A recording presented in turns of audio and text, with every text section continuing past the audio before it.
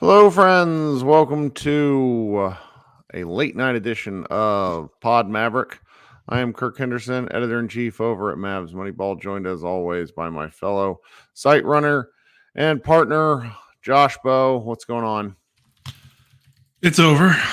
Sorry, Mavericks fans. This one loss, I'm sorry to say the Mavericks season's over.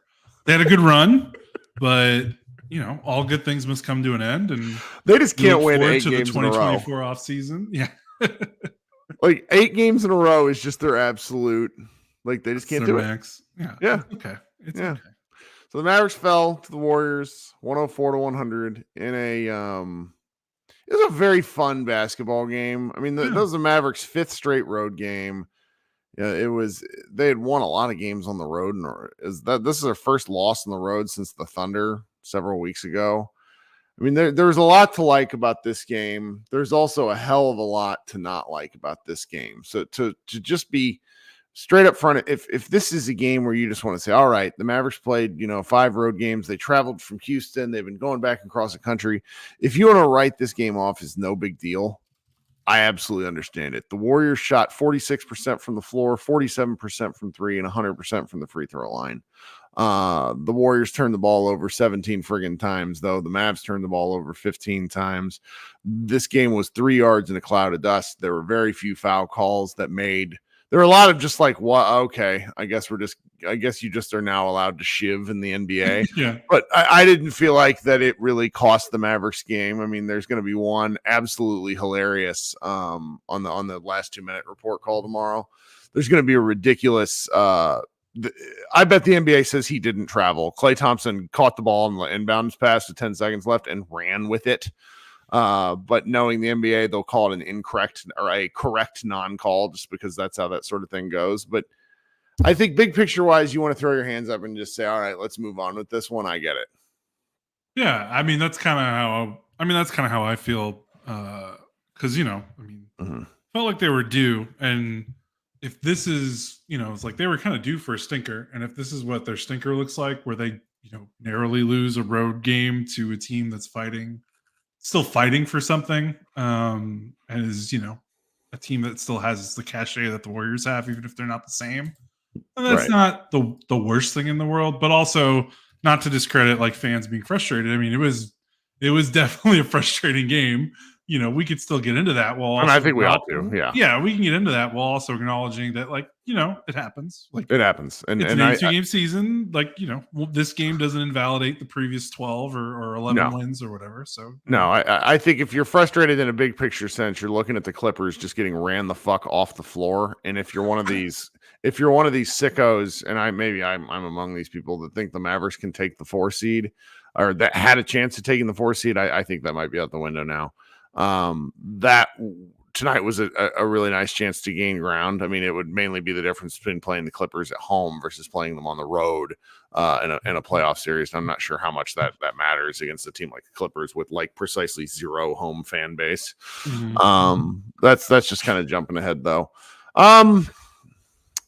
So the big picture element of this game is the Mavericks started off this was very much a game where the Mavericks looked just a little bit out of sorts. They ended the first quarter down a single point. The Warriors turned the ball over a ton. The Mavericks themselves made a lot of little mistakes. And Luka kind of got a little shot happy. I was very frustrated with him. He was 4 of 9 in the quarter, which is fine.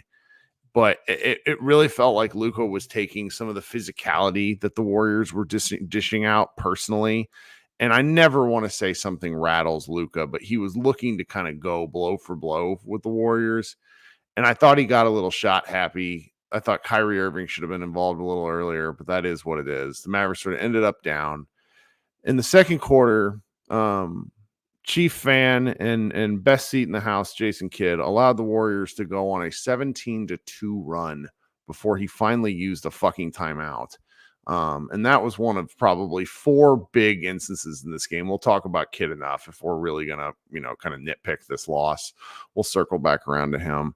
The Mavericks came out of that timeout, and the Warriors had a couple of chances to just bury Dallas, only for like 50-50 balls to end up in the Mavericks' hand. Like Kyrie Irving connected on a massive 3. The Mavericks bounce right back with a 13-0 run of their own, and they kind of go into halftime with absolutely all of the momentum. The third quarter was one where the Mavericks came out, looked like they were just going to run the Warriors off the floor, and they just couldn't. They couldn't. And, we're going to circle back specifically into who and why. A couple of their guys who've been pretty strong for them lately didn't have the best games. And it became kind of a knife fight down to the end. The third quarter ended with one of the all-time well, it's not fair. One of Jason Kidd's worst coaching mistakes, I think, in the post All-Star break, where he played Tim Hardaway, Jaden Hardy, and Kyrie Irving together in a 3-guard lineup, it's like the death lineup, but in reverse, because the Mavericks just fucking died. And they walked into halftime or the fourth quarter down 6, or no, down 9. I think, I don't know. It was, but the Warriors were basically threatening to run away at the game. The Mavericks spent the fourth quarter sort of climbing back into it. And then it just, then they just didn't have enough. They just did not have enough. And they came away from this game. They lost 104-100. Oh yeah. Dante Exum also didn't play in clutch time. Shout out Jason Kidd once again. Yeah. So where would you like to kind of start? I think that's tough. Where to start? I think my main takeaway from this game was, I understand how annoying Draymond Green is, but man, that guy can still dial it up defensively. Oh, he did some great stuff in this game. And I think this was the first game in about 2 weeks, basically since the Mavericks have gone on this 11-12 stretch, or whatever it is, off the top of my head. Basically since they won March 7th against Miami, and their only loss until tonight was at Oklahoma City without Luka. So basically during this whole winning stretch, it felt like this was the first time, and they did beat Golden State during the stretch previously, but Draymond didn't play. Yeah. And he's everything. And this was the first time I felt like they ran into a team that had answers for what the Mavericks wanted to do offensively. The Warriors were taking away, and it was mainly Draymond. Anything the Warriors do good defensively, it's almost always Draymond. It starts and ends with him. They took away so much stuff that the Mavericks were just pet actions that the Mavericks had kind of developed over the last 2 to 3 weeks, or over the last month, really. That had kind of come secondhand to the Mavericks. They're almost like they're running this stuff, and they're like, yeah, this gets us a layup. And it was gone. And they were almost like, wait, why didn't we score? We've been scoring, we've been getting layups and dunks for a month, basically at will. Why didn't this play work? And there was almost like a deer in headlights. Oh shit, Luka, Kyrie, kind of save us, kind of reaction to that. And the biggest example I can say is Draymond, the Daniel Gafford high post, Kyrie setting a back screen for Dante Exum layup that they've been killing teams on for weeks now. No one stopped it, and the Warriors stopped it pretty much all night. I don't think the Mavericks scored on that play tonight. I might be mistaken, but I don't think they did. And they ran it at least 3 or 4 times. And each time they covered it well, and Gafford didn't even have a pass to make. That's how well they covered it. And I think that just emphasizes how much Golden State was ready and prepared to guard the Mavericks. And I think that speaks to Draymond, because he is their defensive quarterback. He makes sure everyone's in the right place. He's making rotations and reads that are just like our own Matthew Phillips in our Slack was he's like the defensive version of Luka. He just sees the game in a way that's so predictive and counteractive and reactive, seeing plays before they happen on the defensive side, that he was blowing stuff up that the Mavericks we're just like, this normally gets us a layup, or we get fouled, or we get, we get a rotation and we get an open three. And it was just not there. And you could tell the Mavericks offense all night, it was just gummed up in a way that we haven't really seen. And part of that could be fifth road game on a 5-game road trip. Might be tired, a lot of travel. California to Texas to Utah to California to Texas. Some Warriors hit some big shots. Yeah, the Warriors shot 40 again. I mentioned this already. 45, 100. There were certain guys that were on fire. I mean, it's one of those nights. There's a host of Mavericks fans that only watch the Mavericks. I don't blame you. It's a tough league, but Andrew Wiggins played the type of game tonight that was like, oh, that's why the Mavericks wanted Wiggins. I mean, Wiggins has been one of the worst players and one of the worst starters in the league this year. He's just not had a good year. That's not hyperbole. No, he's been awful. This is not, you can ask any Warriors fan. And so they come out tonight and he just looks great. He plays Luka really well. He bodies Luka up. Really, this was the first team I've seen it give it to the Mavericks the same way the Mavericks have been dishing it out, at least in terms of sheer physicality. Yeah, the Warriors kicked their ass on the boards. First time that's happened to Dallas in quite a while since the trade. And there were a lot of long, like kind of 50-50 boards that ended up in the Warriors' hands. And again, I'm not trying to be too negative about this because you look at all these things, you bounce it together, and the Mavericks still had a chance to win. Right. And that's sort of where I'm thinking about it, because it's just there are parts of this game, and I do want to talk about, like, Luka, 30 points, 12 rebounds, 11 assists. Luka was really very frustrating, quite candidly. He had some really bad turnovers to go along with his usual brilliance at the rough times. I mean, he hit to start the fourth quarter, he shot an airball three. He passed up a catch and shoot three at a huge moment within the game. That was nuts. He was so open. It was like, oh shit, I'm so open. And then he dribbled into nothing. And it was just, and again, I think this comes back to travel, tiredness, just that sort of thing. I'm going to bounce around here just because I'm kind of exhausted myself. I mean, I think the main player who I really thought played it the best Maverick player by far tonight was Kyrie Irving, who, in his 39 minutes shot the ball real well. Just made right plays at the right time, helping the Mavericks stay in it. Obviously, Luka played a great game. And then past that, it ended up being like Maxi Kleber. Yeah. who was awful from the floor. He had an incredible defensive game. That's the game that you have him out there for. Yeah. The role player. I mean, I agree with you about Luka. There were some weird plays. He had some weird turnovers. He missed Gafford on an alley-oop. Mm-hmm. The pass bounced off the backboard when it was it was not a hard alley-oop. He was wide open. He had 5 turnovers, which is kind of a lot for him. And he had some defensive plays that were a little frustrating, especially the game was the game wasn't over, but the Warriors, if they wanted to make a comeback, they needed to get one more stop. And the ball got to Wiggins. It was the last time the Warriors made a bucket before it turned into the foul game. Mm-hmm. And the Wiggins caught it on the baseline, and Luka just didn't he didn't close out. He closed out, but he didn't try. He did the half-hearted, kind of jogged out there, and Wiggins went right by him. And I think he got fouled and went to the free throw line because Gafford was kind of hung out on an island. And that was frustrating because if he would have, had given a little bit more effort there and they would have gotten a stop there might have been a chance they actually had the ball with a chance to tie or take the lead. But coulda, woulda, shoulda. That was just a little disappointing. But overall, when he was off the floor, though, the team was horrible. When either him or Kyrie were off the floor. Yeah, the team. Those were the only two. Those were the only two ways that those guys being on the floor was the only way this team scored tonight. The TNT broadcast said that when Luka was off the floor, the Mavericks shot 4 of 18 from the floor. Yeah, absolutely believe it. They had no identity when Luka was off the floor. And again, that's when Luka's been off the floor, what they've been doing is hey, Gafford passing out of the high post and finding cutters. And Gafford did end up having 3 assists tonight, but it didn't feel the same.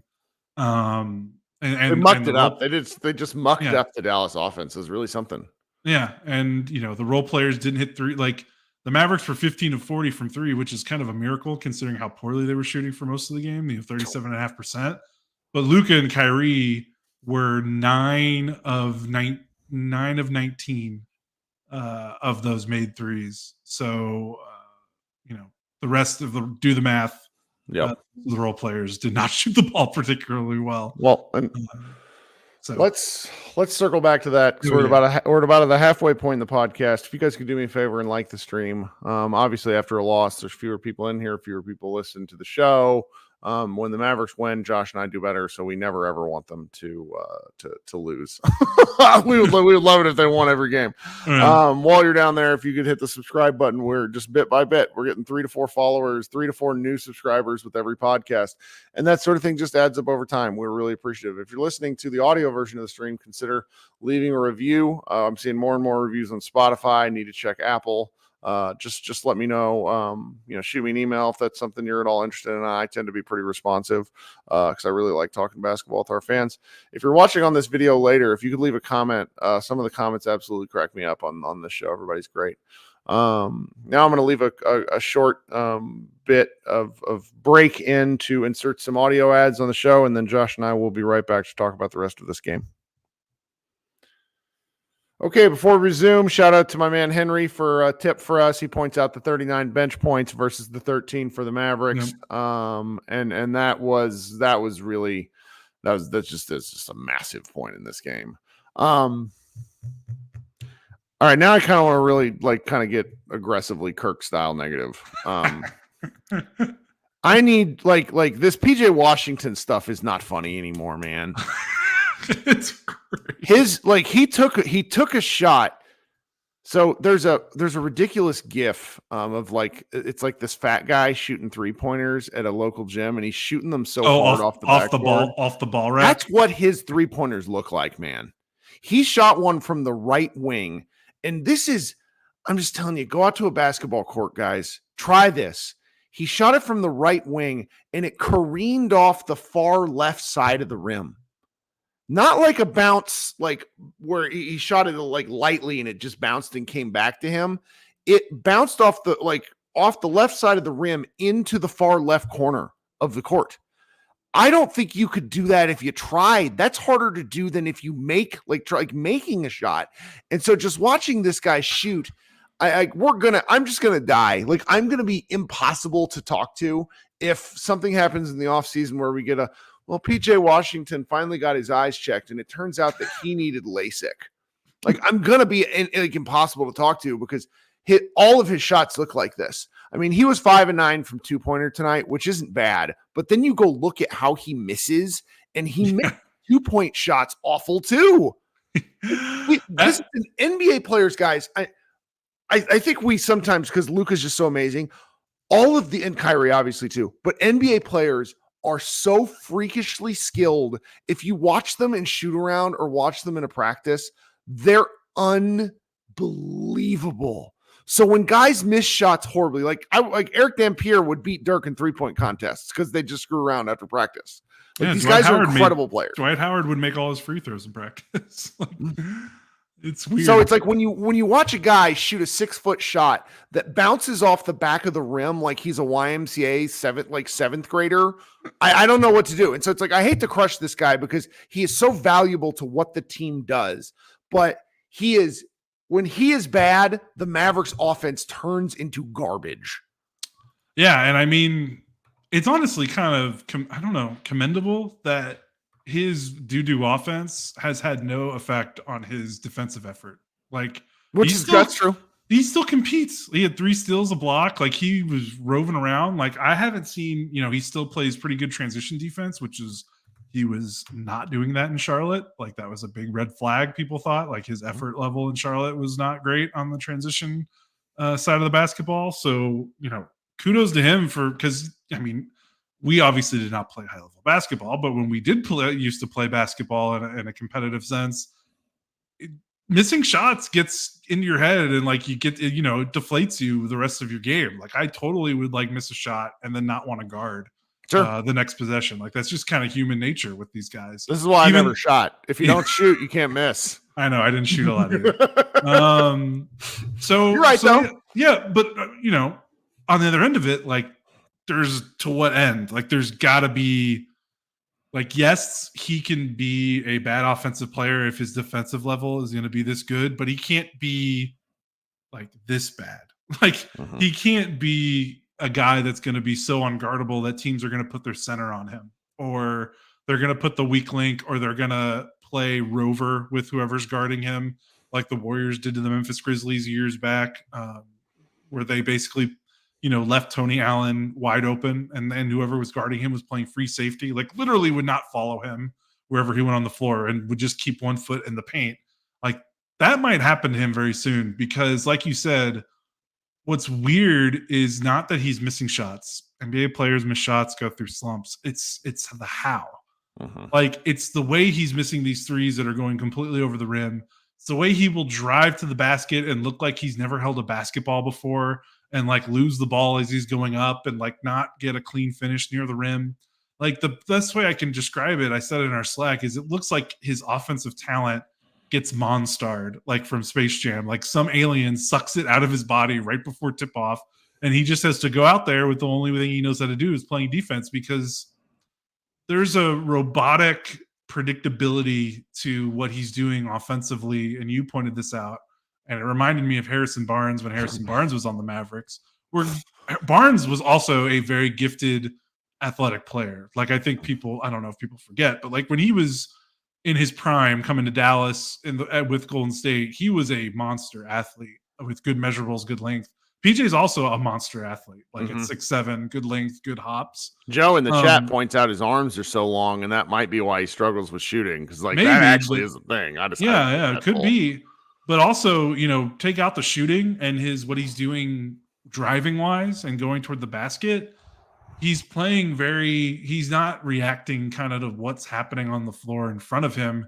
And it feels like he's going through like preset reads in his head when he catches the ball. And it's like, okay, I'm in the corner, defender's coming out of me, I'm going to catch it, I'm going to attack the closeout, I'm going to go to my spot in the middle of the floor, and I'm going to shoot a floater. And it's like, my guy, teams know that. They are closing out and they are shading towards the middle of the floor. They are giving you a wide open baseline, and he doesn't even see it. Yeah, it's because it's almost like he's got this predetermined, idea of what he has to do.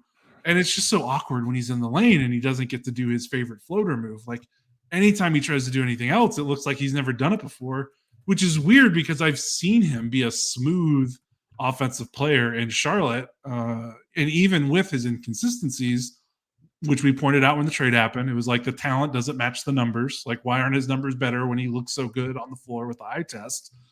Yeah, this is part of it, but it's just getting worse. Like, he didn't look this robotic, I don't remember, in Charlotte. And maybe that's a symptom of him going from a system where in Charlotte he kind of did whatever the hell he wanted to do. And now in Dallas, he's playing for a team that has structure and scheme and a legitimate top-end star that's going to control the ball and run the offense. And he's just kind of not used to that. Maybe it's going to take a training camp and off-season to get used to it, but it looks weird. Like, it doesn't just look bad. It looks weird. And his three-point shooting, I mean, he was good his rookie year, 37%, went up 38.6% his second year with increased volume. And then it's literally every season since his second season, it's gone down. 36% third year, 34% fourth year, started this year 32% in Charlotte. He's now at 28.9% from three with Dallas. Like, it just keeps dropping. Well, the threes that you're missing, and like, this is where, if you're looking at the box score, like, why are you nitpicking at this guy? 20 points on 19 shots for a like fourth option sucks. It's a ton of volume. It's not good. I don't mean, and really fourth option. He's presumably supposed to be the third option. Sure. Right? I mean, the third option is the center rotation, though. That's really, and we'll get, Lively didn't play. We'll maybe talk about that a little bit. We need to talk about, I mean, that was huge. But that, we'll circle back to that, because that made Kidd discombobulated. Jason Kidd was the order of the day. But PJ is just, I like him. I'm being hard on the guy right now because I think he's capable of more. And when he looks bad, the Mavericks tend to have worse offensive games, only it hasn't mattered very much. This was the first time they've lost in 8 games, for example. And you go look at the guy shooting, guys. His time with the Mavericks, he has connected. I just did the math. He has shot the ball 235 times since he's been at the Mavericks. He has made 95 of those. That is barely 40% from the floor. Yeah, that's not good. It's not good. And you're combining that with Derek Jones Jr., who doesn't give you anything offensively, and it's like that guy. Did you see him get stopped in the lane multiple times? It's not his fault. He's way over his head in the starting lineup offensively. They need his defense. I thought he chased Steph Curry around pretty well. Steph didn't really have a great game, but yeah, his offense. Like when you look at the Mavericks and what they need to do, I mean, we're getting ahead of ourselves, but you're like, okay, they're playing so well. Like, what could be better? And it's like, if they could find a player that doesn't give them a drop off defensively from what Jones gives them, but just give just a little bit off, just a little bit more. It doesn't have to be a lot.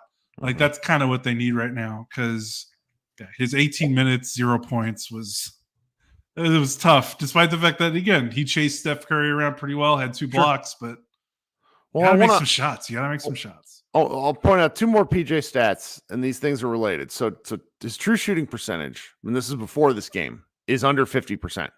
It's his worst true shooting percentage by 3.5 percentage points, like in his whole career. And is it getting worse? Like, has it just slowly gotten worse? No, it's kind of bounced up and down. And then his EFG, which is the statistic. Just reading the definition on Basketball Reference, it adjusts for the fact that the 3-point field goal is worth more than 2-point field goal, and he's shot more threes than he has twos with the Mavericks, but he's also under 50%. And EFG, and that's for the first. Both of these are for the first time in his career. So if you're an optimist, I think you could make the argument that this is bound to swing back just because he's not this bad. He's not. I don't believe he's this bad. Okay, so it's anyways. So if you're and maybe he will. Like, honestly, I said this to Bob Sturm tonight. If PJ becomes reasonably functional, the Mavericks are going to destroy teams. Yeah, especially with the way his defense. Yes, is. Like that's the thing. Like, his defense is so good. We haven't even had to talk about his. Like, when have we really talked about his offense? Because it hasn't mattered. Yeah, they've been fine. So we're nitpicking because this is what one of the last guests on the live show said. I come to you guys for pragmatism. I hope people don't think we're being like absurdly negative. I just want to point this stuff out because it matters over time. Then I think the only other thing that really, really killed me, other than, Derek Jones, like, he just got stonewalled one time in the key. I mean, -15 in 18 minutes. The guys that were bad tonight for Dallas were awful. Derek Jones Jr. was awful in his time on the floor. Dwight Powell was a -8 in 9 minutes, and Jaden Hardy was a -8 in 8 minutes. And this was where the lively of it all really, I think, his absence was felt all game. I mean, you could just sense it, right? Like, especially when they went to those backup minutes, like when Gafford went off the floor, like, holy cow. Like, it's just such like a house of cards falling, like, because it's not just his defense, like his screen setting, rim running, verticality.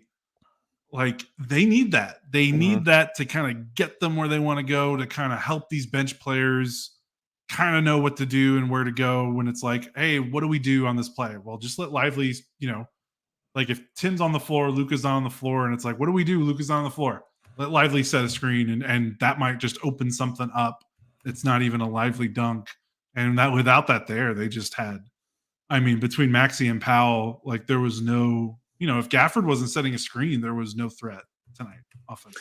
Well, and they tried Powell, and his minutes were just disastrous. Yeah. And he looked like a JV player playing with the varsity. Yeah. It was very unfortunate. Like he was in the lane when Exum drove and just didn't fucking move at one point. And I'm just like, I feel bad for the guy, but it's just he's flying all around. He doesn't look like this was a game where it's like, all right, how did we get to the Western Conference Finals with this guy playing minutes?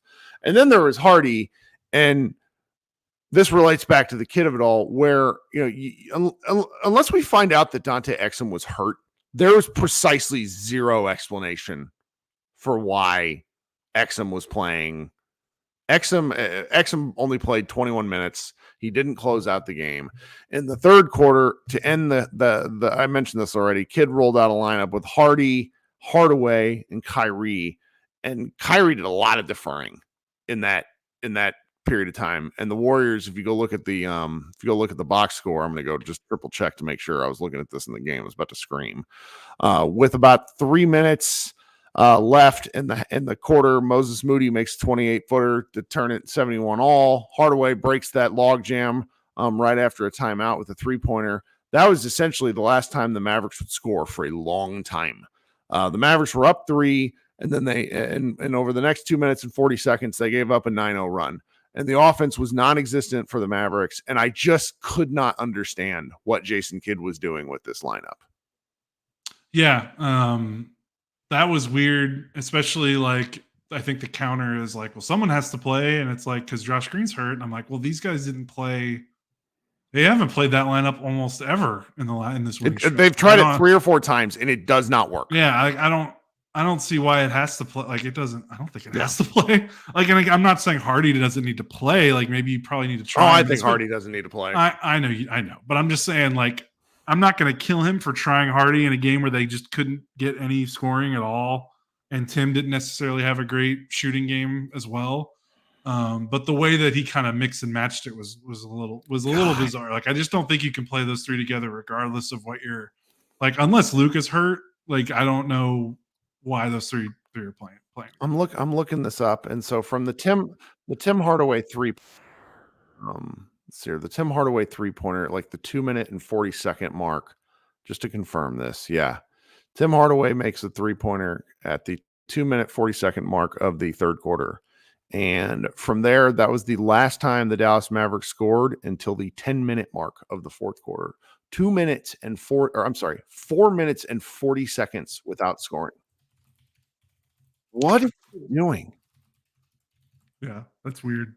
Like, that's bad. Good timeout caller. I'm not timeout caller. Out of timeout play caller. I don't know. You're looking tired. We're both looking tired. It was tough. Exasperated talking about this. The Exum thing is the weird. Like I don't know why he didn't come in to close the game, and I'm not necessarily even like trying to Timmy bash because he wasn't like actively bad. He actually made a shot in transition to tie the game, and I don't think his defense was as horrific as we've seen it from him. But it was less about like get Timmy out of the game. He's costing us game. Like, I don't think it was that. It was more just Exum is like the connective tissue to that closing lineup in a way. We know this. He's fucking talked about it. He just won the Mavericks a game. Yeah, like I don't know. And I know Exum wasn't playing particularly well. He wasn't making a ton of shots, but like he had 4 assists in 21 minutes. Like he was getting the ball moving when they needed it. Like I liked his minutes. Again, I'm not trying to Timmy bash or like trying to blame the loss on them playing Tim in the final 5-6 minutes. I think it was the final 6 minutes they went with the starters plus Tim instead of Derek Jones Jr. It was just more like I thought Exum was your closer, was your 5th closer. I don't know why they didn't do that unless they have to be petrified of his minute cap. That's the only and I'm trying to give Jason Kidd some benefit of the doubt here because he hasn't done anything like this in a long time. But Tim Hardaway, if Tim Hardaway is the answer, then the question you have should terrify you. I know Tim didn't do anything bad tonight, but well, that's not fair. Tim didn't necessarily do anything too bad down the fourth, but as multiple people on Twitter pointed out to me, Luka was pretty horrendous down the stretch in the fourth quarter. But that's why you have Exum in also. You cannot have Luka and Tim Hardaway gambling or basically trying to switch on to Steph Curry.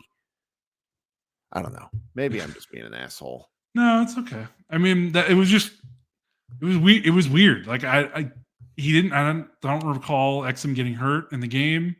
He played what he was at. It's like a really stupid turnover on the sideline with Kyrie, where it's like, what is happening? Like he had 2 turnovers, like some really like oh fuck kind of situation. But like he hasn't earned his stripes to like play through a couple bad. Like there's no way that was like the reason why he benched him. Played 21 minutes. Like he hasn't played more than 28 minutes since he's come back, and that was the win against the Spurs, which he hit those clutch threes. So like. minutes restriction. Like he could have played the final 5 minutes and he would have been at 26 minutes. He's played 28 minutes. He's played 25 a game earlier in March. He played 22 and 23 in the games against the Kings. Like, I don't know. That's just weird. And again, like if Timmy was on a heater, it's like, all right, let him go. But like I said, I'm not trying to throw this on Tim. Like, I don't think he was actively bad, but like, I didn't see what he was boosting to the closing core four, which I think are Luka, Kyrie, PJ, and it didn't make sense. It was just weird. Yeah, it was weird. I don't know what was the explanation. Like, what was the thought process going into that? No, and we're not going to get an answer. I mean, 5 games. They're like they play again in a couple of days, and the Jonathan Kuminga absence, I think, is felt for the Warriors. Like he's just such a trans-dimensional athlete. He adds a lot to them. Like if he's able to play, did he play tonight? No, he was out. He was out. Like you get the tougher. Like the Warriors, just like the Warriors' problem is not like they just have size problems. Like they're fantastic. They're just small. And the NBA, a lot of size. You got Trace Jackson Davis, really, really interesting player. Kevon Looney came in and gave 10 minutes, but that dude is running the tread on his tires, and that's like the only guys that they have that are over 6'7". It's so the Mavericks play him again on Friday. It'll be the second night of a back-to-back. It'll be at home, I think. Should be. And so if the Mavericks can put away the Hawks relatively easily on Thursday night, which you hope they can, then they can come out and play the Warriors and hopefully get a different outcome. But this what this game more or less does for the rest of the year, the Mavericks. Let's just take a look at the standings here, and then we'll close out. There's still 2 games, basically 3 games, considering the Clippers have the tiebreaker behind the Clippers. They're now tied with the Pelicans. That part sucks. So there's a chance the Mavericks have. There's still a chance that the Mavericks could like completely tumble out because the Kings have 44 wins, the Suns have 44 wins, Lakers have 43, the Warriors have 41. So there's still like a chance for things to go belly up for the Mavericks, but they have a schedule on which things are within their control going down the stretch. So yeah, okay. So we're gonna be back. Don't hit the panic button. Is basically no, that'd be all right. No, I'm fine. I like watching the Warriors play. They just play so different than so many other teams. It's fun to see the Mavericks, have to defend like that. And they didn't really do a great job, but we'll see what's going on. All right. I'm not going to do a secondary live show. As Josh knows, I've been kind of on my own parenting for the past several days, and I am just wiped. So we'll try to do something on Thursday, Friday. We'll have fun. We have a Warriors fan who just keeps typing in all caps in our show. I hope you're having a very fun time, Anonymous. It's a sad life you lead. And I'll go back to never thinking of you again. This has been Kirk Henderson and Josh Bowe of what's the name of our podcast? Pod Maverick. Everybody have a great rest of your week, and we will see you on Thursday. Go Mavs.